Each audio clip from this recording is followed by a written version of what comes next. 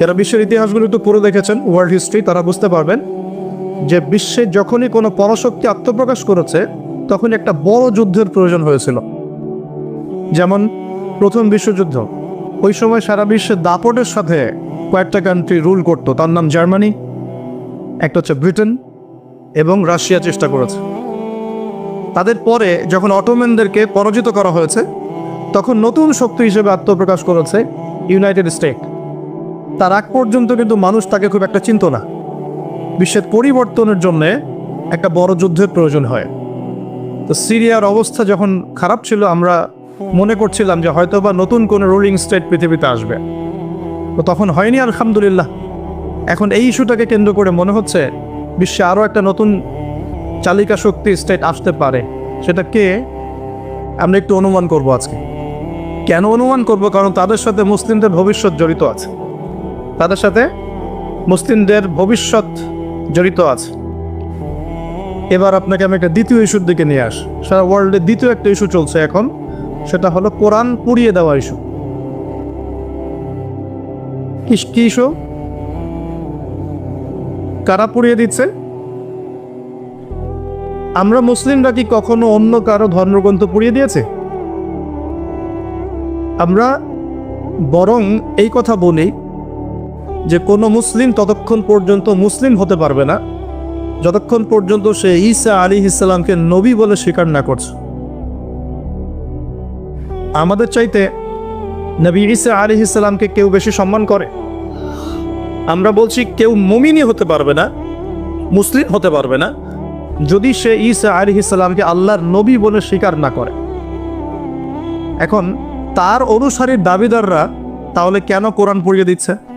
উত্তর, কোরআনুল কারীম তাদের বিকৃত ধর্মচর্চা এবং সারা বিশ্বব্যাপী তাদের জুলুম নির্যাতনের বিরুদ্ধে কথা বলছে বলেই তারা কোরআনের বিরুদ্ধে ক্ষোভ ঝাড়ছে এখন। যেমন তাদের মধ্যে জেনাটা হালাল, যে যার সাথে ইচ্ছা জেনা করতে পারে, আর আল্লাহ পাক কোরআনে বলছেন জেনার ধার কাছেও যেও না।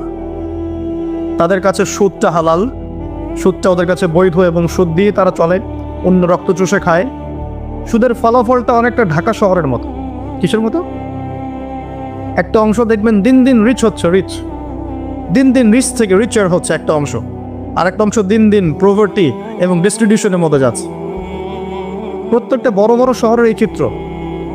সুদের মধ্য দিয়ে সারা বিশ্বের একটা অংশের মানুষ দিন দিন ধনী হয়েছে। সবার ক্ষতি হয়নি, কিন্তু ধনীরা আরও ধনী হয়েছে, আর গরিবরা দিন দিন তাদের অর্থ সম্পদের মান হারিয়েছে, তাদের অধিকার হারিয়েছে, তাদের জীবনযাত্রার মান কমে গেছে, প্রভার্টি এবং ডিস্ট্রিবিউশনের মধ্যে চলে গেছে দরিদ্ররা। তারা এক কথায় বলতে পারি দাসত্বের শৃঙ্খলে আবদ্ধ হয়েছে, অর্থনৈতিক দাসত্বের শৃঙ্খলে আবদ্ধ হয়েছে। এটা ব্যক্তি থেকে শুরু করে সমাজ, কোনো কোনো ক্ষেত্রে রাষ্ট্র পর্যন্ত দাস হয়ে গেছে। আপনারা কি শ্রীলঙ্কার কথা জানেন? দেশটা যে দেউলিয়া হয়ে গিয়েছিল, কেন হয়ে গেছে? মূল কারণটা কি? দুইটা কারণ বল। কয়টা কারণ? অনেকে 3-4টা কারণ বলেন। অর্থনীতিবিদ যারা আছেন, আমাদের দেশের বড় বড় অর্থনীতিবিদ যারা আছেন, তারা 4টা থেকে 5টা কারণ বলেন। আমি স্টাডি করেছি, কিন্তু আমরা ইসলামিক সেন্সে দেখি 2টো কারণ। কয়টা কারণ? 1 নাম্বার দুর্নীতি। 1 নাম্বার কি? দুর্নীতি। 2 নাম্বার হচ্ছে রিবা বা সুদ। ব্যাস, যথেষ্ট। বাকি যেগুলো অপরিকল্পিত প্রজেক্ট ইত্যাদি ইত্যাদি, এগুলো অত মেজর কারণ নয়, এগুলোকে সামাল দেওয়া যেত। মূল কারণ 2টো, একটা হচ্ছে করাপশন বা দুর্নীতি, একটা হচ্ছে রিবা বা সুদ। আপনারা কি জানেন এই উপমহাদেশের মধ্যে আরও একটা কান্ট্রি ঠিক শ্রীলঙ্কার মতো পরিণতি বরণ করতে যাচ্ছে? নো, বাংলাদেশ না, এক্স্যাক্টলি পাকিস্তান। অথচ তারা এই তো আমাদের মহান মুক্তিযুদ্ধে কত নির্মমভাবে আমাদের ভাইদেরকে হত্যা করেছিল না? এটা কি ন্যায় ছিল না অন্যায় ছিল? আচ্ছা, কি উদ্দেশ্য ছিল ওদের? ওরা চাইতো আমাদেরকে শাসন করতে, আমরা দাসত্বের শৃঙ্খলা থাকবো, ওরা আমাদেরকে শাসন করবে। আজকে দেখেন মাত্র 30 থেকে 40-50 বছরের ব্যবধানে আল্লাহ পাকের কি ফয়সালা। আমরা কারো ক্ষতিতে কিন্তু খুশি হই না। আল্লাহ পাকের ফয়সালা দেখুন, এমন একটা জায়গায় চলে গেছে যে হয়তো তাদের কাছে ওষুধের কাঁচামাল আছে 2 দিনের। কয় দিনের? গতকালকে রিপোর্ট, ওষুধ তৈরির যে কাঁচামাল প্রয়োজন হয় যেগুলো বাইরে থেকে মানুষ ইম্পোর্ট করে, যেগুলো শিপ থেকে নামানো হয়, এগুলো নামানোর মতো ডলার তাদের কাছে নাই যে ডলার দিয়ে সেগুলো নামাবে। 2 দিনের মেডিসিন আছে ওদের কাছে। আপনারা জানেন না, আমাদের টাকার হিসেবে যদি $1 সমান সমান 80 বা 100 টাকা হয়, অলরেডি তাদের কাছে $1 সমান সমান প্রায় 375 রুপি পাকিস্তানি রুপি, এবং তাদের মুদ্রাস্ফীতি অনেক বেশি। সুদের কারণে, পশ্চিমাদেরকে বন্ধুরূপে গ্রহণ করার কারণে, কোনো কোনো ক্ষেত্রে মুসলিমদের সাথে গাদ্দারি করার কারণে, কোনো কোনো ক্ষেত্রে করাপশনের কারণে এবং ডমিনেশন, জনগণের উপর ডমিনেশনের কারণে আজকে আস্তে আস্তে আস্তে আস্তে ওদের অবস্থা এমন একটা জায়গায় চলে গেছে। আল্লাহ না করুক, আমরা তো কারোর জন্য বদদোয়া করবো না, আল্লাহ না করুক, দেখা যাবে হয়তো 1 মাস রমজান মাসের মধ্যে দেখবেন দেউলিয়া হয়ে বসে আছে। এমন হতে পারে। কেন হচ্ছে বিষয়গুলো? কারণ রিবা। মূল কারণটা কি? রিবা এবং দুর্নীতি। মূল কারণটা কি? দুর্নীতি এবং রিবা। একটা কথা বলি, দুর্নীতিতে কিন্তু আমরাও কম না, অন্তত এদিকে কিন্তু আমরাও কম না। একটা সময় ছিল যখন আমরা 1 নাম্বার ছিলাম, মনে আছে? এটা ছিল 2005 সালের কথা। কত সাল? 2005 সাল। এখন কত? 2023। এখন আমাদের অবস্থা মাশাআল্লাহ আগের চেয়ে কিছুটা ভালো হয়েছে। এখন আমরা এই যে কারেন্ট অ্যাফেয়ার্স, যারা তোমরা পড়াশোনা করো, বিসিএস কোচিং করছেন, আপনারা জানবেন এখন আমরা কত নাম্বার? 13 নাম্বার। কত নাম্বার? 13 নাম্বার। কিছুটা তো উন্নতি হয়েছে। 1 নাম্বারকে জানেন দুর্নীতিতে কোন কান্ট্রি? সুদান, দক্ষিণ সুদান। কোন কান্ট্রি? দক্ষিণ সুদান কি মুসলিম কান্ট্রি না অমুসলিম কান্ট্রি? মুসলিমরা টপে কেন? দুর্নীতির সাথে মুসলিমদের কোনো সম্পর্ক থাকার কথা কি? তাহলে আমরা টপে কেন? 1 নম্বরে কেন? দক্ষিণ সুদান 1 নম্বরে কেন? ওরা কি মুসলিম না? তাহলে শুধু লা ইলাহা ইল্লাল্লাহ মুখে বললেই মুসলিম হওয়া যায় না, যতক্ষণ পর্যন্ত না মানুষ কোরআন এবং সুন্নাহকে আমল করে দেখাচ্ছে। আপনারা কি জানেন সবচেয়ে কম দুর্নীতিপূর্ণ কান্ট্রি কোনটা? জানি? ডেনমার্ক। হ্যাঁ, কে বলেছেন? ডেনমার্ক। তার সাথে আরো একটা কান্ট্রি আছে, তার নাম হচ্ছে নিউজিল্যান্ড। কোন কান্ট্রি? এই দুটো কান্ট্রির কোনোটাই কি মুসলিম কান্ট্রি? তারা কি লা ইলাহা ইল্লাল্লাহ বিশ্বাস করে? তাদের সংবিধানে কোরআন আছে, তাদের আমলের মধ্যে রাসূলের সুন্নাত আছে, তারপরেও তারা দুর্নীতি মুক্ত হলো কিভাবে? তার মানে ওই শিক্ষাটুকু তারা ঠিকই কোরআন সুন্নাহ মোতাবেক আমল করেছে, শুধু মুখে লা ইলাহা ইল্লাল্লাহ হয়তো পড়ে না। তাহলে আমি এতটুকু বোঝাতে যাচ্ছি, তারা কেন কোরআনকে বিরোধিতা করছে, কেন কোরআনকে পুড়িয়ে দেওয়ার চেষ্টা করছে? কারণ কোরআন এইসব অন্যায়ের বিরুদ্ধে কথা বলছে। কোরআন সমকামিতার বিরুদ্ধে কথা বলছে। কোরআন সমকামিতার বিরুদ্ধে কথা বলছে, আর তাদের কাছে সমকামিতা হচ্ছে বাকস্বাধীনতা। একটা ছেলে চাইলে একটা ছেলেকে বিয়ে করতে পারে, একটা মেয়ে চাইলে একটা মেয়েকে বিয়ে করতে পারে। বলে নাউজুবিল্লাহ। আসলে বিয়ে তো ওখানে প্রয়োজন নাই, ওখানে প্রয়োজন সেক্সের। কিসের প্রয়োজন? সেক্সুয়াল সম্পর্ক। বিয়ের কোনো প্রয়োজন নাই। তারা ওখানে অবাধ এভাবে বিকৃত যৌন চর্চা করে, যেটা কোরআন সরাসরি হারাম করেছে। বরং কোরআন বলছে এমন পাপের কারণে কওমে লুতকে যে শাস্তি দেয়া হয়েছে, এই শাস্তি মহাবিশ্বে কাউকে দেয়া হয়নি। বলে নাউজুবিল্লাহ। কওমে লুতের নাম তো শুনেছেন? লুত আলাইহিস সালামের কওম। এই কওমটাকে যখন আল্লাহ পাক ধ্বংস করেন, তখন মাটিটাকে উপরে উঠিয়েছিলেন, জমিনটাকে উপরে উঠিয়েছেন, উঠিয়ে আকাশ থেকে পাথর বর্ষণ করেছেন। বর্ষণ করার পরে আল্লাহ পাক উল্টা দিকে জমিনটাকে ধসিয়ে দিয়েছেন। এভাবে আল্লাহ রাব্বুল আলামিন কোনো কওমকে এর আগে ধ্বংস করেন নাই। তাহলে কোন কওমকে আল্লাহ পাক সবচেয়ে বড় শাস্তি দিয়েছেন? বলেন? কওমে লুত। তো এই কওমে লুতের যে এই আপনার শাস্তি, এই শাস্তিটা কি তারা পাওয়ার যোগ্যতা অর্জন করেছে কি করে নাই? করেছে না করে নাই? এজন্যই হয়তোবা শেষ জামানায় একটা হাদিস এসেছে, 10টা বড় বড় আলামত আছে শেষ জামানার। তার মধ্যে একটা হচ্ছে বিশাল একটা ভূমিকম্প হবে, একটা পৃথিবীর পূর্ব দিকে, একটা হচ্ছে পশ্চিম দিকে, আর একটা হচ্ছে পৃথিবীর মাঝখানে। আল্লাহ রাব্বুল আলামিন হয়তো ওই শাস্তি আবার পুনরাবৃত্তি ঘটাবেন। ওরা কেন কোরআনকে পুড়িয়ে দেয়?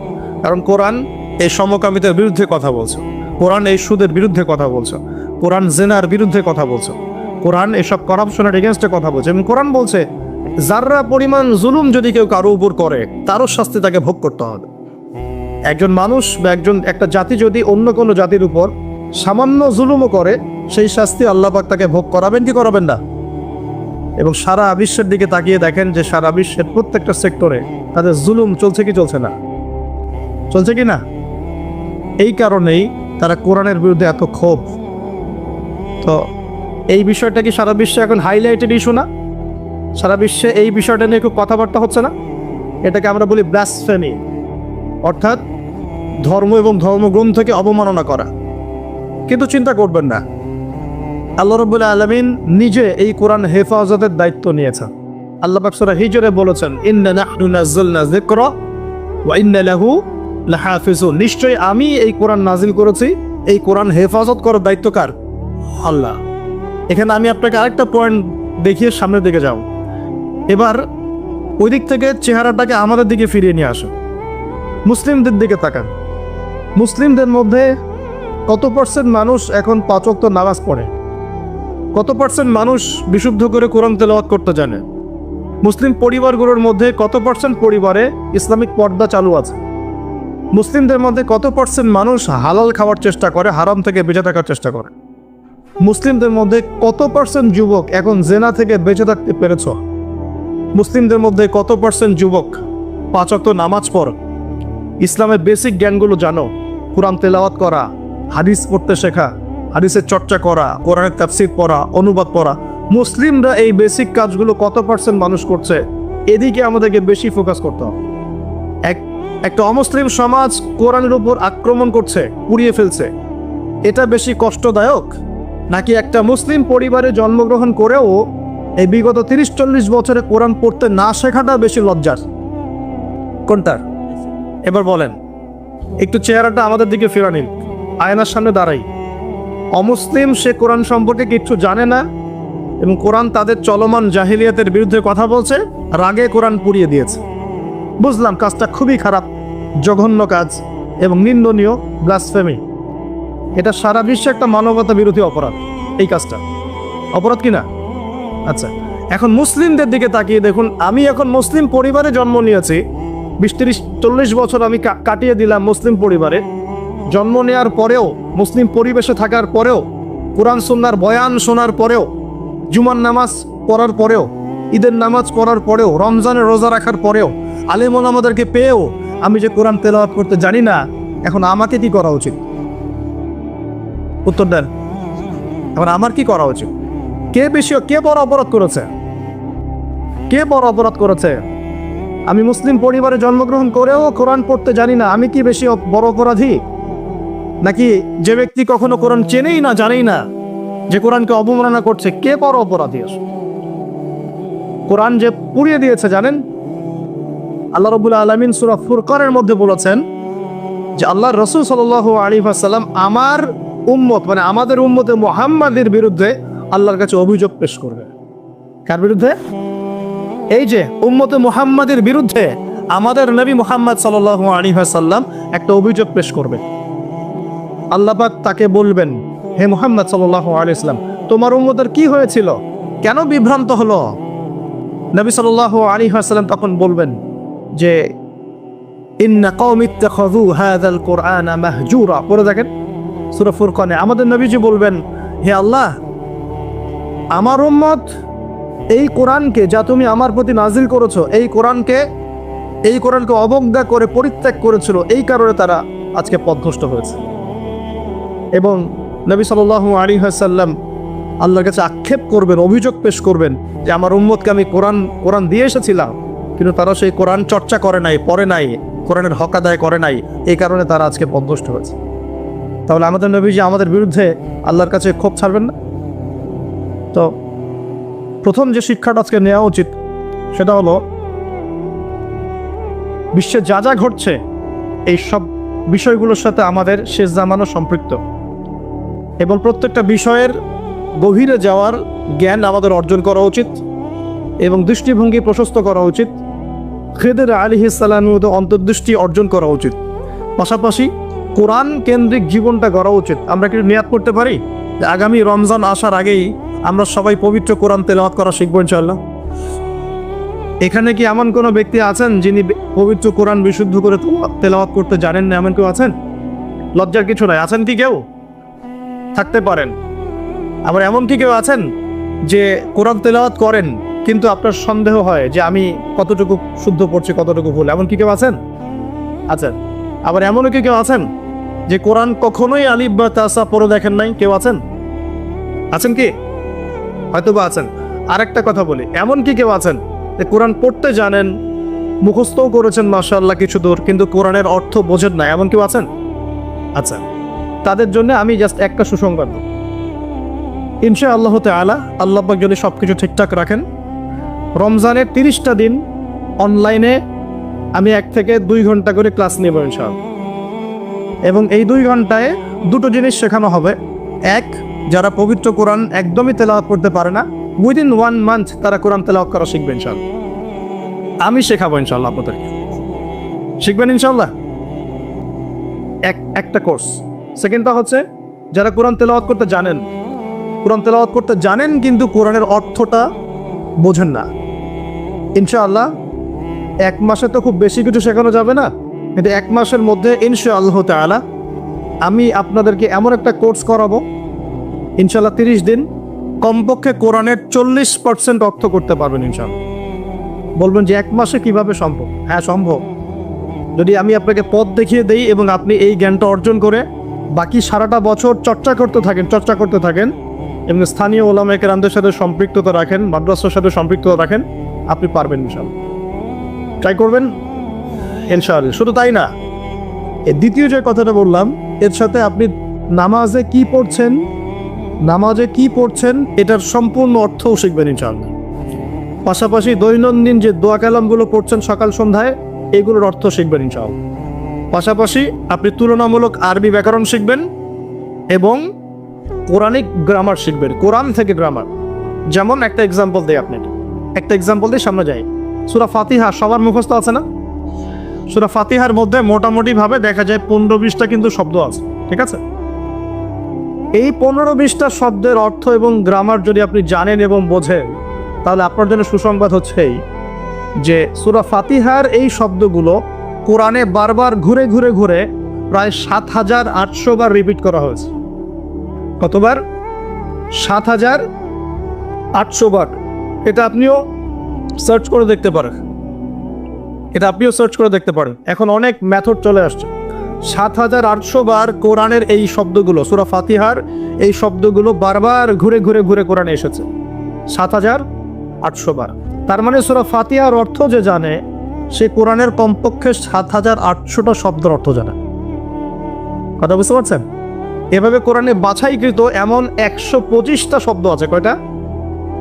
মাত্র 125টা এমন শব্দ আছে যেগুলোর অর্থ, ব্যাকরণ এবং আমরা বলি যে ট্রান্সফরমেশন, মানে একটা শব্দ থেকে আরো অনেকগুলো শব্দ তৈরি করার ফর্মুলা বা সূত্র, এগুলো যদি জানা থাকে, আপনি কোরআনের 125টা শব্দ কোরআনে ঘুরে এসেছে 40,000 বার। কতবার?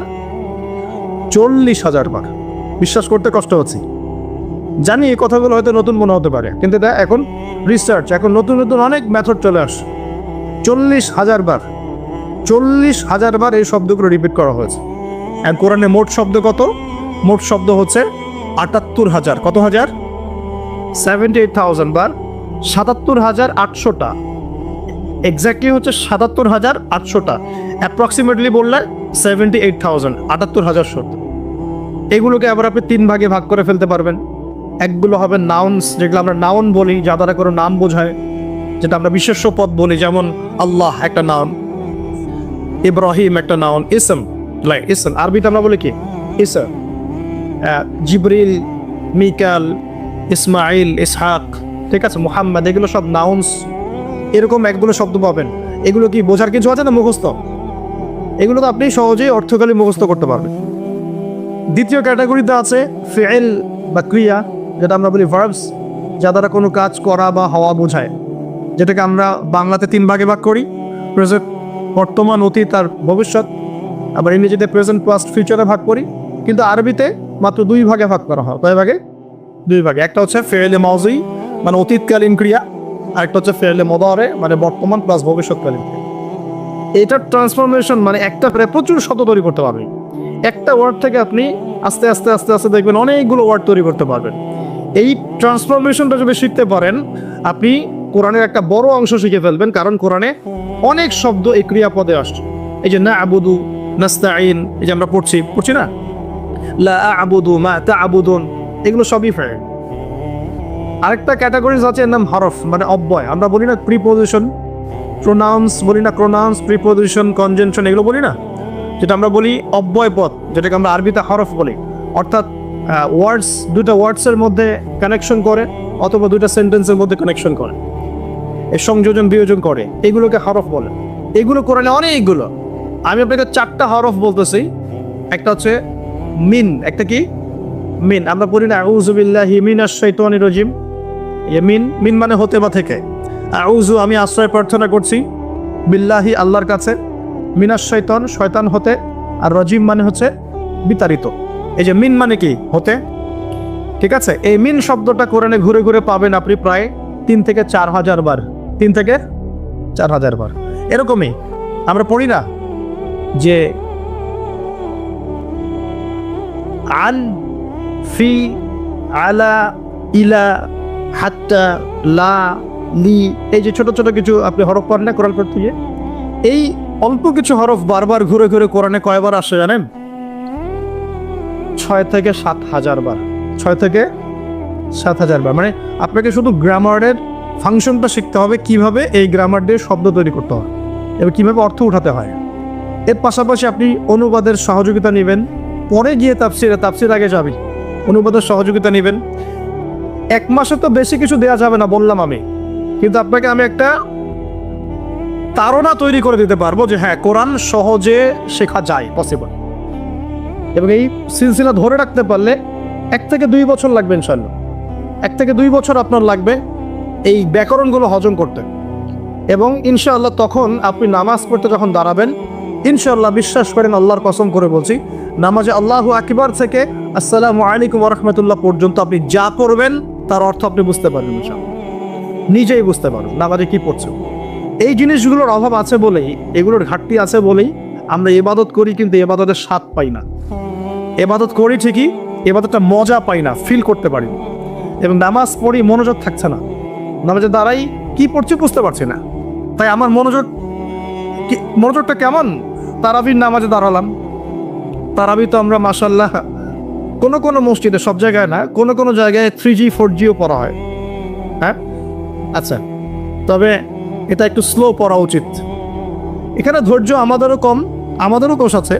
ইমাম সাহেব যখন লম্বা করে তেলাওয়াত করে তখন আমরা আবার বলি এত সময় নেই হাতে, তাড়াতাড়ি শেষ করে বলি না। কোনো কোনো জায়গায় ইমাম সাহেবদেরকে মসজিদ কমিটিতে মনে হয় যে চাকরের মতো বিহেভ করে, আমি তো না। অথচ ইমাম সাহেব হচ্ছেন মসজিদের নেতা, সমাজে কি, সমাজের নেতা। তো তাকে তার জায়গায় সম্মান দিতে হবে, আল্লাহ পাক তৌফিক দান করুন।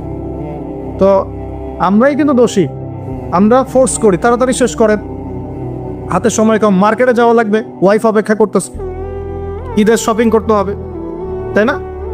রমজান নিয়ে আমি একটু পরে একটু কথা বলবো, কিছু কথা আছে রমজান নিয়ে, খুব গুরুত্বপূর্ণ কথা, খুবই গুরুত্বপূর্ণ। আমার মনে হয় যে এই কথাগুলো এই সিজনে হয়তো আপনারা অন্য কোনো লেকচার বা মাহফিলে শোনেন নাই। রমজান নিয়ে কিছু কথা আছে।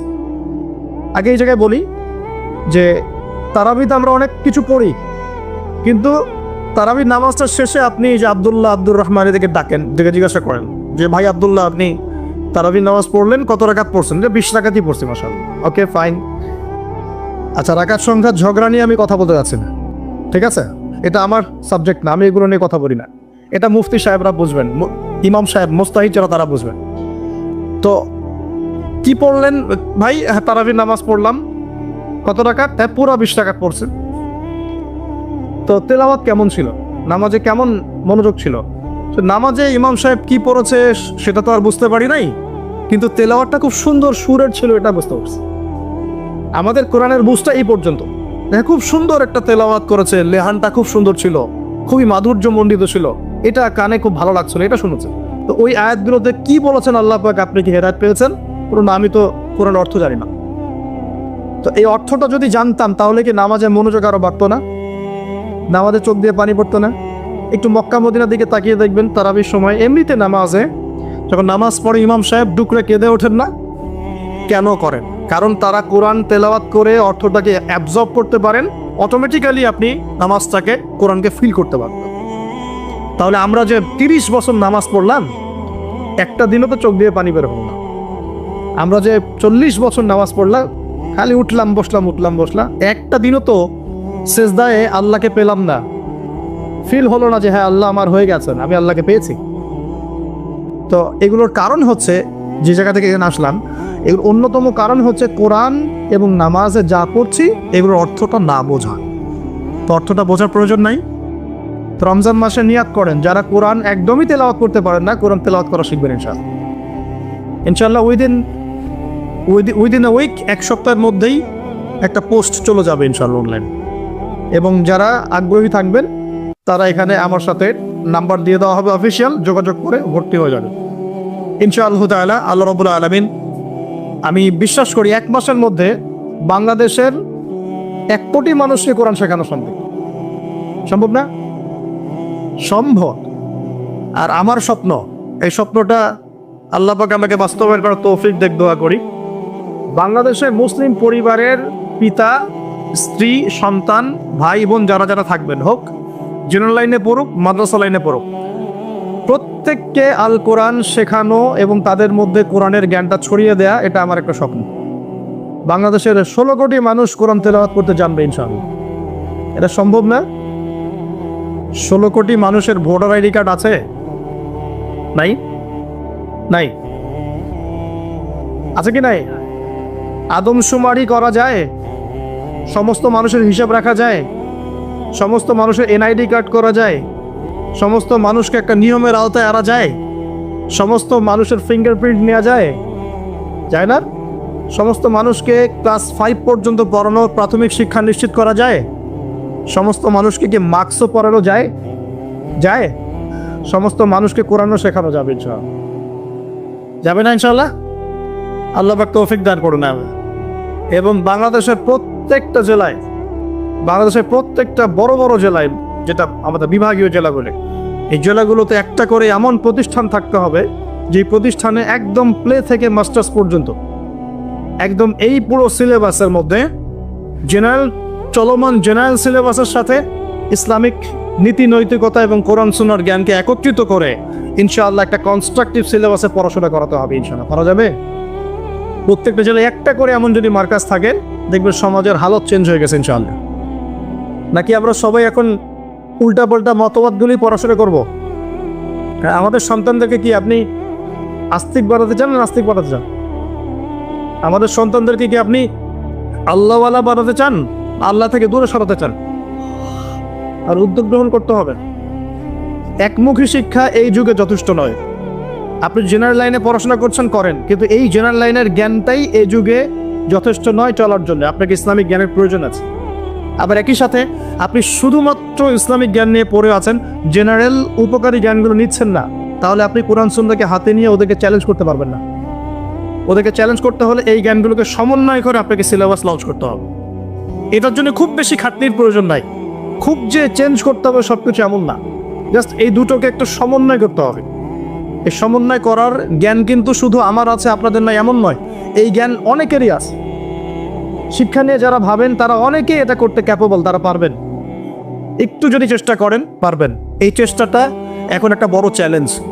জ্ঞানের ক্ষেত্রে এই বিপ্লবটা ঘটনা এখন একটা বড় চ্যালেঞ্জ আমাদের ফিউচারের জন্য। যদি এখন আমরা এই জিনিসগুলো করতে ব্যর্থ হই, আগামী 20-30 বছর পর দেখবেন, আল্লাহ না করুক, এমন প্রজন্ম চলে আসবে যে বলবে যে আল্লাহকে আমি তো চিনি না। নাউজুবিল্লাহ। আমরা কি এটা চাই? আর শুধু আমরা যারা মাদ্রাসা মসজিদের সাথে সম্পৃক্ত, আমরাই কি ইসলাম নিয়ে চলবো, না এই জেনারেল ভাইরাও চলবে? জেনারেল লাইনের ভাইরা, ব্যবসায়ী, চাকরিজীবী, প্রশাসন, এরা কি সংখ্যায় কম? তার সংখ্যায় বেশি। তাদের মধ্যে ইসলাম ঢোকাতে হবে না? আল্লাহ পাক তৌফিক এনায়েত করুন। রমজানে কোরআন শিক্ষা চলবে ইনশাআল্লাহ। প্রত্যেক জেলায় জেলায় একটা করে আদর্শ দিনই প্রতিষ্ঠান গড়ে উঠবে ইনশাআল্লাহ তাআলা। এবং বড় বড় জেলাগুলোতে চেষ্টা করা হবে জেনারেল ভাইদের জন্য মাদ্রাসা গড়তে না। এটা মাদ্রাসা ফর জেনারেল স্টুডেন্টস। এখানে জেনারেল ভাইরা পড়াশোনা করবে ইসলামিক পড়াশোনা, কারণ তাদের মধ্যে জেনারেল পড়াশোনা আগে থেকেই আছে। এখন পার্ট টাইম তারা এভাবে শিখে 2 বছর, 4 বছর, 5 বছরের মধ্যে ইসলামিক বেসিক জ্ঞান অর্জন করবে ইনশাআল্লাহ। তখন এদেরকে দিয়ে আপনি দেশের বড় জনশক্তি তৈরি করতে পারবেন। এরপর কিছুকাল তারা বেশ ভালোই ছিল, হঠাৎ করে তারা সীমা লঙ্ঘন শুরু করলো, সীমা লঙ্ঘন যখনই করেছে আল্লাহ রাব্বুল আলামিন তাদেরকে পরাশক্তিদেরকে দিয়ে আক্রান্ত করে সেখান থেকে বের করে দিয়েছে। সবচেয়ে বড় বড় দুটো ঘটনা ঘটেছে। একটা রোমানদের দ্বারা, রোমানরা এসে ওদেরকে ওখান থেকে বহিষ্কার করে দিয়েছে। আরেকটা যে বুখত নাসর, তার দ্বারা পরবর্তীতে তিনি তাদেরকে এখান থেকে সীমা লঙ্ঘনের কারণে বের করে দাসত্ব শৃঙ্খলা আবদ্ধ করে ব্যাবিলনে নিয়ে আসেন, যে জায়গাটার নাম হচ্ছে ইস্পাহান। ইরাক, ইরানের যে পুরো কন্টিনেন্ট, এখানে ইস্পাহান নামে একটা জায়গা আছে। এখানে ইয়াহুদিয়া নামে একটা শহরও আছে, ইয়াহুদিয়া। তো এখানে তারা চলে আসে। আমি বোঝাতে চাচ্ছি, দেখেন, তারা জেরুজালেমে প্রবেশ করলো, কিছুদিন থাকলো, যখনই তারা সীমা লঙ্ঘন করলো আল্লাহ পাক বের করে দিলেন বড় বড় দুইবার। আর দুইবার যে তারা সীমা লঙ্ঘন করবে এটা কিন্তু সূরা বনী ইসরাঈলের মধ্যে আছে, লা তুফসিদুন্না ফিল আরদি মাররাতাইন, তোমরা অবশ্যই এই জমিনের মধ্যে মানে হোলি ল্যান্ডে সীমা লঙ্ঘন করবা দুইবার। দুইবারের আমি আপনাকে হিস্ট্রিটা বললাম, আরো ডিটেলস করে নেবেন। এবার যখন দ্বিতীয়বার সীমা লঙ্ঘন করার পর তাদেরকে এই ব্যাবিলনে নিয়ে আসা হয়েছে, ইরাক, ইরান, ইস্পাহানে কন্টিনেন্টে, তারা এখন আবার দাস। বনী ইসরাঈলের দাসত্ব থেকে ওই জেরুজালেমের রাজত্ব, সেখান থেকে আবার দাস, এবার ব্যাবিলনে দাস। বলা হয়, ডক্টর রাগিব সার্জেন উনি হিস্ট্রি কিতাবে এনেছেন যে এখানে আসার পরে তাওরাত লিখার যে ব্যাপারটা, এটা স্টার্ট করেছে তারা। 400-500 বছর পর তাওরাত এইভাবে লেখা হয়েছে কাগজে কলম। তার আগ পর্যন্ত কাগজে কলমে লিখতে পারেনি তা। আর কতটা বিকৃত এখানে সাধন হতে পারে এটা ভাবেন এখন তাও। তো যাই হোক, একটা বিষয়ে ওরা খুব ভালো করে মানে ইয়াকিন রাখতো যে আমাদের একজন মাসিহ আসবেন, আমাদের একজন ত্রাণকর্তা আসবে, যে ত্রাণকর্তা আসলে পরে আমরা আবার সেই হোলি ল্যান্ডকে ফিরে পাব। এটা ওদের তাওরাতের এখনকার যে ভার্সনগুলো আছে এখানেও আছে। এখনকার তাওরাতের যে ভার্সনগুলো আছে ওখানেও এই কথাটা আছে যে ওদের একজন মাসিহ আসলে পরে তারা ওই হোলি ল্যান্ড ফিরে পাবে এবং সেখান থেকে তারা পুরো বিশ্বকে রুল করবে। একটা কথা বলা হয়নি যে এই দুইবার তাদেরকে বের করে দেওয়ার আগে দাউদ আলাইহিস সালাম কিন্তু ওই হোলি ল্যান্ড থেকে, জেরুজালেম থেকে এই পুরো ওয়ার্ল্ডকে রুল করেছে। এবং দাউদ আলাইহিস সালামের পরে তার সন্তান সুলাইমান আলাইহিস সালাম, তিনিও কিন্তু এই জেরুজালেম থেকেই পুরো বিশ্বকে নেতৃত্ব দিয়েছেন। এবং তার শাসন ক্ষমতা ছিল অসাধারণ, অনন্য, এমন যে মুহূর্তে চোখের পলকের মধ্যে একটা রাজ্যের সিংহাসনকে তুলে নিয়ে আসতে পারে। একবার যে সাবার রানী বিলকিসের ঘটনা আছে, কি করেছে, সূর্যকে সেজদা করে হুদহুদ পাখি খবর দিল। তো সুলাইমান আলাইহিস সালাম বলছেন যে কে আছো জিনদের মধ্যে, কে আছো ওই রানীর সিংহাসন তুলে নিয়ে আসতে পারবে? একজন বলছে যে আমাকে এতটুকু সময় দেন, আপনি বসবেন উঠবেন, এইটুকু সময়ের মধ্যে আমি নিয়ে চলে আসবো। আরেকজন যার কাছে কিতাবের জ্ঞান ছিল সে বলছে যে বসা ওঠা লাগবে না, আপনি চোখের পলক ফেলতে যতক্ষণ সময় লাগে এতটুকু সময়ের মধ্যে আমি তুলে নিয়ে আসবো সেই সিংহাসন। চিন্তা করতে পারেন কি পরিমাণ সুপার পাওয়ার ছিলেন সুলাইমান আলাইহিস সালাম। আপনি কি ভাবতে পারলেন? আজকে আমরা যে ক্ষমতা দাপকগুলো দেখাই সারা ওয়ার্ল্ড ওয়াইড, এগুলো সুলাইমান আলাইহিস সালামের সামনে কিচ্ছু না। জিন জাতি তার অনুকূলে, জিন জাতিকে তিনি কাজ করাতে পারেন, পাখির ভাষা বোঝেন, পিঁপড়ার ভাষা বোঝেন, হ্যাঁ, আংটি আছে তার, সিংহাসন মুহূর্তের মধ্যে এখান থেকে ফ্লাই করে বিশ্বের এক প্রান্তে আবার এক প্রান্তে। এইরকম সুপার পাওয়ার ছিল সুলাইমান আলাইহিস সালাম। এবং বনু ইসরাঈল ওই সময় তাদেরকে দেখেন আবার কি ভাগ্যের নির্মম পরিহাস, জুলুম করার কারণে, আল্লাহ পাকের সাথে সীমা লঙ্ঘন করার কারণে সুলাইমান আলাইহিস সালামের পরবর্তীতে আবার ফাসাদ সৃষ্টি করার কারণে এই যে আবার দাসত্ব শৃঙ্খলা আবদ্ধ হয়ে ব্যাবিলনে আসতে পারে, বসে আবার ব্যাবিলনে আসতে পারে। তাহলে চেইনটা মিলান, মিশরের দাসত্ব থেকে জেরুজালেমের রাজত্ব, সেখান থেকে পুরো ওয়ার্ল্ডের সুপার পাওয়ার, আবার সীমালঙ্ঘন, আবার আসলো কোথায়? ব্যাবিলন। এবার এসে তারা চর্চা করে যে আমাদের আরেকজন মেসি আছে, সেই মেসি যখন আসবে আমরা আবারও সেই হোলি ল্যান্ড ফিরে পাবো এবং সেখান থেকে আমরা বিশ্ব শাসক হব। এই স্বপ্নের কথা, এটা মানে স্বপ্ন মানে ওদের যে আকাঙ্ক্ষা, এটার কথা ওদের তাওরাতেও আছে, এখনকার যে ভার্সন সেখানেও আছে। আচ্ছা, এবার আসেন, এবার আপনাদেরকে মাথার পিছনে রাখতে বলেছিলাম একটা কথা, সেটা কোনটা? ফেরাউনের মমি। এবার আমরা দেখতে পাচ্ছি যে 1897 সাল, 1897, আমরা 1897-এ চলে আসি এখন। 1897-এর আগে অনেক ঘটনা ঘটেছে, ওইদিকে আমি মানে শর্ট টাইমে যেতে পারবো না। এই জেরুজালেম মাশাআল্লাহ উমর রাদিয়াল্লাহু আনহুর সময় বিজিত হয়েছে, উনি নিয়েছেন। তারপরে আবু উবাইদা ইবনে জাররাহ তিনি প্রবেশ করেছেন। পরবর্তীতে মুসলিম যে খিলাফাগুলো চলেছে এই সময়গুলোতেও জেরুজালেম হাতে এসেছে, হাত থেকে চলে গেছে, অনেক ঘটনা ঘটেছে। সালাউদ্দিন আইয়ুবী রাহিমাহুল্লাহ তিনি আবার জয় করেছেন। হ্যাঁ, তারপরে নুরুদ্দিন আমরা জঙ্গি বলে, আসলে ওটা জিনকি, ওনারা করেছেন। এভাবে অনেকেই করেছে, পালাবদল হয়েছে, ক্রুসেড হয়েছে, ওরা একবার দখল করেছে, আবার আমরা অ্যাচিভ করেছি, অনেক ঘটনা ঘটেছে। বাট এই জায়গাটা খেয়াল করে 1897 সালে ফেরাউনের মমিটা আবিষ্কার হয়ে গেল 1897। আল্লাহ পাক কি জন্য এটাকে রেখেছিলেন? লিতাকুনা লিমান খালফাকা আয়া, যাতে তোমার পরবর্তীতে যারা আসবে তাদের জন্য তুমি নিদর্শন হও। 1907 সালে এটা এনশিওর করা হলো যে এই মমিটা সেই ফেরাউনেরই, যার নাম রেমেসিস II মনেপ্তা, যার নাম হচ্ছে রেমেসিস II মনেপ্তা। এটা সবাই হিসেব কিতাব করে দেখলেন, গবেষণা করে দেখলেন। ওকে, যারা গবেষণা করেছেন তারা মুসলিম হয়ে গেছেন মাশাআল্লাহ। এই সময় থেকেই সারা ওয়ার্ল্ডের মধ্যে আবার একটা মুভমেন্টও শুরু হয়ে গেল, ঠিক এই সময় থেকেই। সবকিছু কিন্তু মিস্টেরিয়াস, ঠিক এই সময় থেকে। সেই মুভমেন্টের নাম জায়নিজম বা জায়নিস্ট মুভমেন্ট। এটা সম্পর্কে জানার জন্য আমার লেকচার শোনার দরকার নাই, যে কারো লেকচার শোনার দরকার নেই। আমাদের লেকচারগুলো যথেষ্ট নাও হতে পারে। হেনরি ফোর্ড নামে একজন ব্যক্তি আছেন, যার একটা বই আছে দ্য সিক্রেটস অফ জায়নিজম, পড়তে পারেন।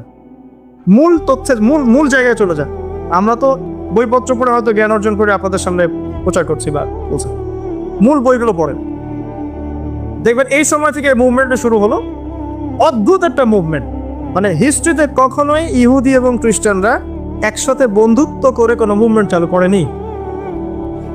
বরং এই যে এরা আলোচনা করছে আমাদের মসিহ আসবে, সেই মসিহকে আল্লাহ পাক পাঠালেন ঈসা ইবনে মারিয়াম, তাই না? কি ঈসা ইবনে মারিয়ামকে আল্লাহ পাক পাঠালেন, কিন্তু এই ঈসা ইবনে মারিয়ামকে আবার জিউসরা হত্যা করার চেষ্টা করছে।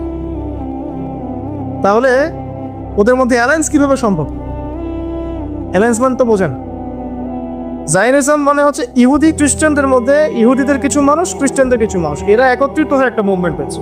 সব ইহুদি সব খ্রিস্টান নয়, আমি আবার বলছি, সব ইহুদি সব খ্রিস্টান নয়, ইহুদিদের একটা অংশ, খ্রিস্টানদের একটা অংশ, একত্রিত হয়ে একটা মুভমেন্ট। হিস্ট্রি বলছে এরা একে অপরের শত্রুই ছিল চিরকাল। এমনকি ঈসা ইবনে মারিয়ামকে হত্যা করার চেষ্টা করেছে জিউসরা, আল্লাহ পাক তাকে উঠিয়ে নিয়েছেন। ওমা কাতালুহু ওমা সালাবু, তারা হত্যাও করতে পারে নাই, ক্রুশবিদ্ধ করেনি, বরং আল্লাহ পাক তাকে উঠিয়ে নিয়েছে। ঠিক আছে, তো এই মুভমেন্টটা অ্যামেজিং। আর এই মুভমেন্টের কথা কি কোরআনে এবং হাদিসে আছে? উত্তর হ্যাঁ। আল্লাহ পাক কোরআনে বলেছেন যে আমি কোরআনে সবকিছু বর্ণনা করেছি।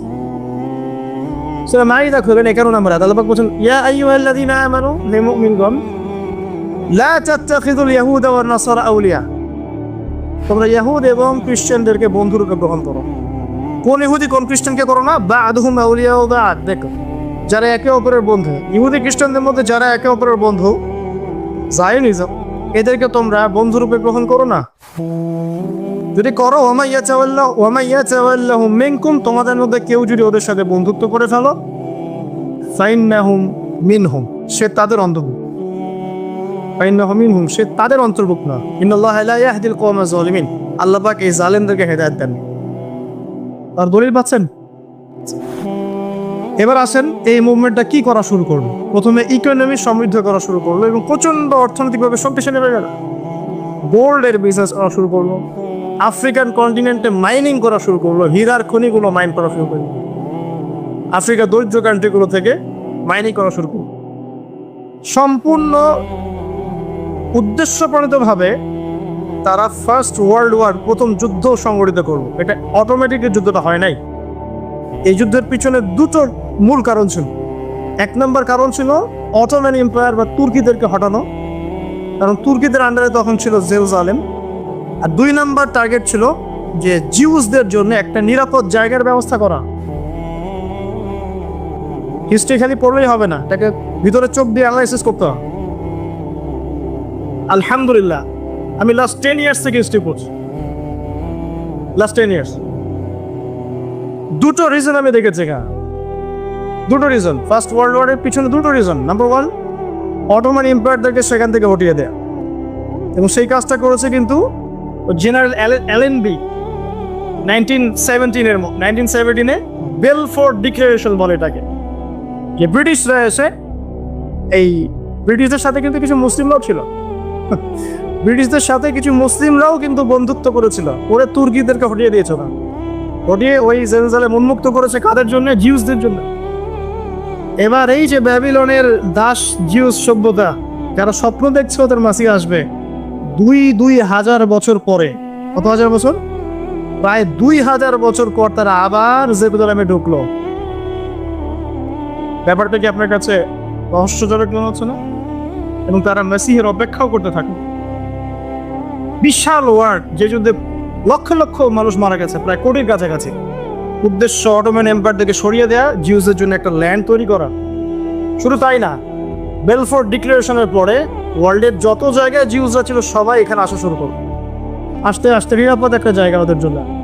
এবং এবার তারা মানে এটা ট্যুরিস্টের মতো বেড়াতে আসছে না, কিন্তু তারা এখানে এসে বাড়ি নির্মাণ করছে, তারা এখানে ওখানকার অধিবাসী যারা প্যালেস্টাইনে ওদেরকে জুলুমে হটিয়ে দিচ্ছে, মেরে ফেলছে, মেয়েদের ধর্ষণ করছে, যা ইচ্ছা তাই করছে, যা ইচ্ছা তাই করছে। আর ব্রিটেন বলছে আমরা সাথে আছি, ও স্বার্থ মধ্যে। ওই 1970 থেকে 2022 পর্যন্ত, এখন পর্যন্ত ওরা যা ইচ্ছা তাই করছে সেখানে। কোনো মানবাধিকার নাই, হোয়াটসঅ্যাপ কোনো মানবাধিকার নাই, হিউম্যান রাইটসের হও নাই।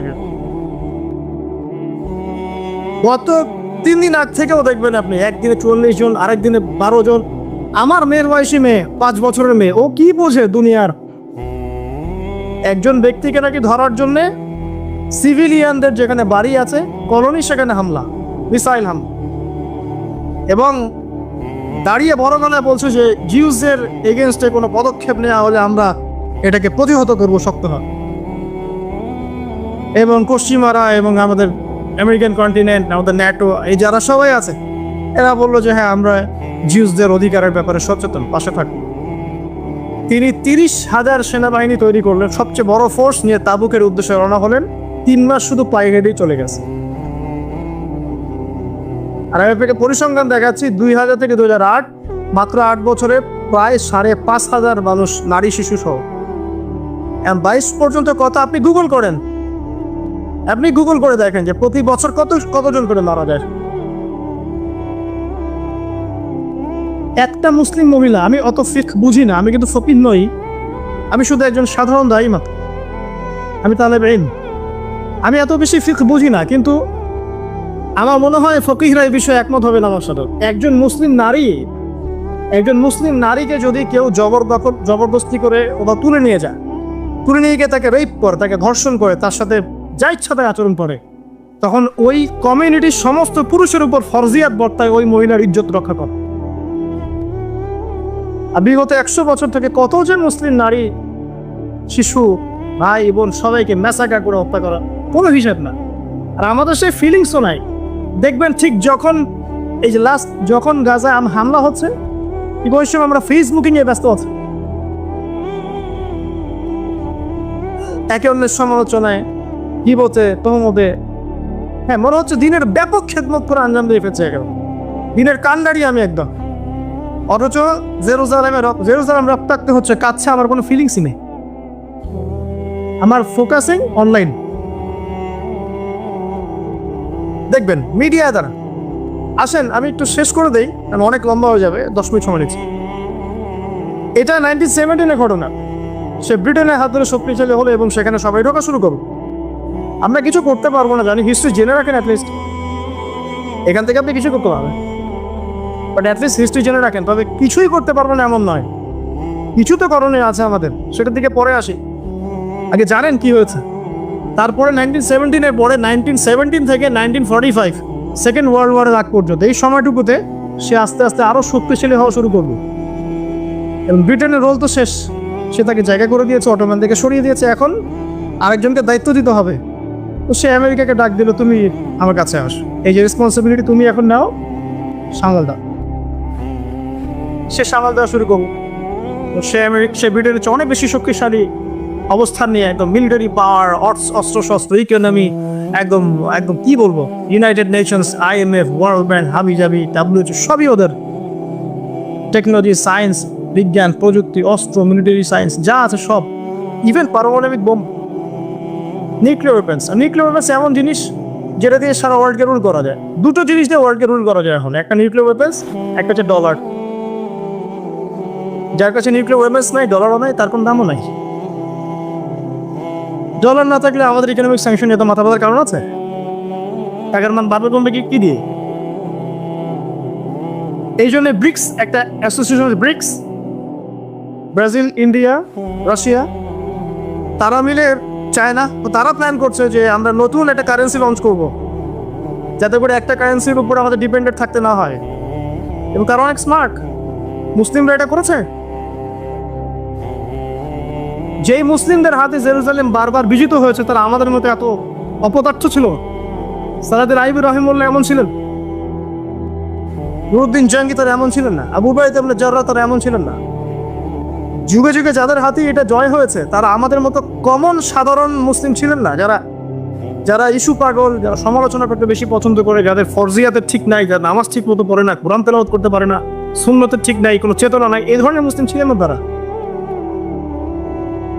আসেন, আমেরিকা তার দায়িত্ব পালন করতে লাগলো এবং আস্তে আস্তে এমন একটা জায়গায় চলে আসলো যে এখনো যদি আজকে যদি জিউসরা 100 জন প্যালেস্টাইনিকে হত্যা করে, আমেরিকা কখনো বলবে না তারা মানবতা বিরোধী কোনো অপরাধ করেছে, কখনো করবে না। বলবে আমরা ওর পাশে আছি। চ্যালেঞ্জ করলাম আপনাকে। আমাদের আর কি দরকার? আমাদের কি বোধশক্তি একবারে নষ্ট হয়ে গেছে? এরপরেও আমরা এই রাষ্ট্রের সাথে বন্ধুত্ব করতে পছন্দ করি। আরব কান্ট্রিগুলোকে দেখেন, সবার বন্ধু America. American kingdom of Arabia বলি আমি, American global American kingdom of Arabia, যে জিউসদের পক্ষ নিয়ে শতাব্দীর পর শতাব্দী কাজ করে যাচ্ছে, বছরের পর বছর, এবং সেখান থেকে সে এখন সারা ওয়ার্ল্ডকে রুল করার প্ল্যান করেছে এবং সে অচিরেই তার দায়িত্বও ছেড়ে দিবে। সেই দায়িত্বটা দেখবেন ওর হাতে অর্পণ করে দিবে। এই ঘটনাগুলো ঘটার সময় তার আস্তে আস্তে আস্তে আস্তে ওয়ার্ল্ডের সবগুলো জিনিস নিয়ন্ত্রণ করা শুরু করে দিল লাস্ট 100 বছর। এরপর আরব ইসরায়েল যুদ্ধ হলো। যত যুদ্ধ হয়েছে তত ইসরায়েল এক্সপেন্ড করেছে। মিশর থেকে কিছু জায়গা, সিরিয়া থেকে কিছু জায়গা, আস্তে আস্তে তার টেরিটরি এক্সপেন্ড করতে শুরু। মনে রাখেন, তারা কিন্তু তাদের মাসিহের জন্য ওয়েট করছে। যেই মাসিহ আসলে তারা জেরুজালেম থেকে ওয়ার্ল্ডকে রুল করবে এবং 2000 বছর পর তারা সেখানে পৌঁছেও গেছে, রাষ্ট্র কায়েম করেছে, সব জিউসদেরকে এখানে নিয়েও এসেছে, সুপার পাওয়ার হয়েছে, অস্ত্র, মিলিটারি সায়েন্স, মিডিয়া, প্রযুক্তি, আপনার ফাইন্যান্স, আপনার কি বলবো, পলিটিক্যাল অ্যাফেয়ার্স, ইকোনমি, প্রতিটা ডিপার্টমেন্ট তারা সেখান থেকে নিয়ে যাবে। Super power. মুসলিমদের নাকের ডগা এগুলো হয়ে গেছে লাস্ট 100 বছরে, লাস্ট 70 বছরে। আমরা কি করছিলাম?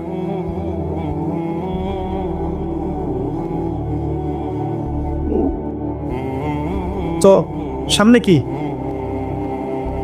হ্যাঁ, নির্দিষ্ট সময় পর্যন্ত তার এই রুলিংস চলবে ওয়ার্ল্ডে।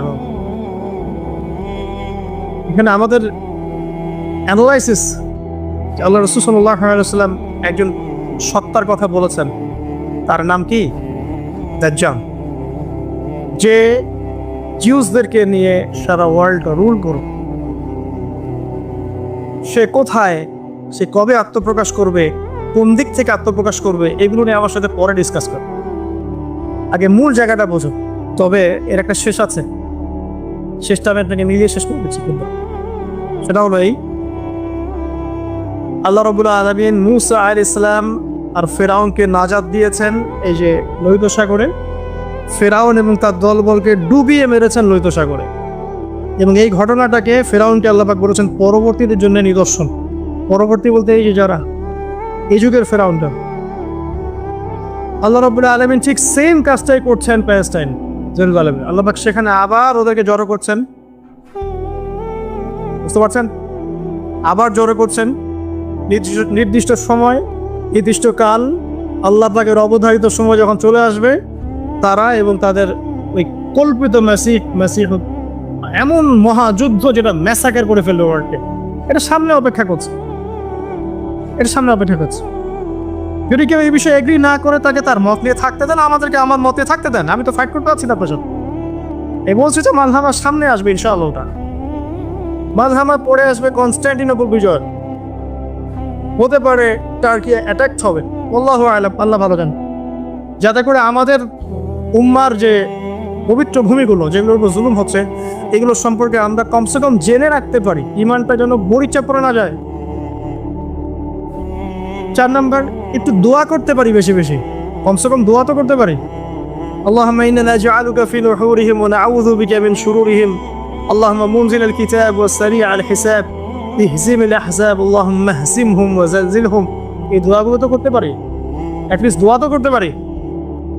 আমরা কতজন একটু মনে বুকের মধ্যে হাত দিয়ে বলেন, আমরা কতজন প্রত্যেক ফরজ নামাজ শেষে একটা বার উম্মার জন্য দোয়া করি? কে দোয়া করেছে? আর আপনি দেখেন না, এই যে ইব্রাহিম যাকে মেরে ফেললো কয়েকদিন আগে, তার মা হাসতে হাসতে বলছেন যে আমার এক ইব্রাহিমকে মেরে কিছুই হবে না, এরকম হাজার ইব্রাহিম জন্মানো দেখছেন। দেখেন ওখানে ইমান, দেখেন মায়ের চোখে কোনো পানি নাই, মা খুশি, মা খুশি। দোয়া করি বেশি বেশি করে উম্মার জন্য, এবং উম্মাকে নিয়ে চিন্তা করি, ফিকির করি। আত্মকেন্দ্রিক চিন্তা বাদ দিয়ে গ্লোবাল চিন্তা করি, উম্মাকে নিয়ে চিন্তা করি। আমাদের চিন্তা তো সংকীর্ণ, নিজ নিজ দল, পথ, মত, এগুলোর মধ্যে চিন্তার গণ্ডি সীমাবদ্ধ হয়ে পড়েছে। চিন্তাকে একটু প্রশস্ত করি, সবাইকে মুসলিম ভাবতে শিখি। সবাই মুসলিম আমার ভাই, ত্রুটি থাকতে পারে, আপনার সাথে আমার মাযহাবি মানে ইখতিলাফ থাকতে পারে, আদর্শগত ইখতিলাফ থাকতে পারে, বাট দিন শেষে আপনি আমার ভাই মুসলিম। একটা ইউনাইটেড চিন্তা করতে পারি যে না, আমরা সবাই মুসলিম, এবং ওই জায়গাটা কোনো নির্দিষ্ট জাতির নয়, এটা মুসলিমদের, এটা প্যালেস্টাইনিতে জায়গা নয়, শুধু প্যালেস্টাইনিতে জায়গা নয়। প্যালেস্টাইনিরা কখনো ওই জায়গাটাকে উদ্ধার করেনি, হিস্ট্রি কেটে দেখেন। সালাউদ্দিন আইয়ুবী রাদিয়াল্লাহু কুর্দি ছিলেন, ওটা বিজয় করেছেন। আবু উবাইদা জাররাহ, আমর নাস, উমর রাদিয়াল্লাহু আনহু আরবের মানুষরা জয় করেছেন। নুরউদ্দিন জিঙ্গি তিনি তুর্কি জয় করেছেন। দ্বিতীয় সুলতান আব্দুল হামিদ তিনি তুর্কি জয় করেছেন। দেখেন বাইরের মানুষরা জায়গাটা জয় করেছেন, প্যালেস্টাইনিরা ওইটা জায়গাটা কখনো ফাইট করে না এইভাবে, এখন তারা করছে। তো এটা নিয়ে আমাদের গ্লোবাল চিন্তা দরকার, শুধু ওটা এক জাতীয়তাবাদের আওতায় আনা উচিত না। এটা আমাদের মুসলিম উম্মার সম্পত্তি, এটা যেখানে নামাজ পড়লে 500 রাকাত নামাজের সওয়াব পাওয়া যায়। নবী সাল্লাল্লাহু আলাইহি ওয়াসাল্লাম ওখান থেকে মেরাজে গিয়েছেন। শুধু তাই নয়, এই জায়গা ছিল আমাদের প্রথম কেবলা, তা আমাদের ওর কান্না আমাদের শুনতে হবে। অতএব দোয়া করি তাদের জন্য, আল্লাহ পাক এই মাজলুমদেরকে সাহায্য করুন, ও জালেমের আল্লাহ পাক এমনভাবে পতন ঘটান, ঠিক যেভাবে আল্লাহ রাব্বুল আলামিন ফেরাউনের বাহিনীকে লোহিত সাগরে ডুবিয়ে মেরে দিয়েছে।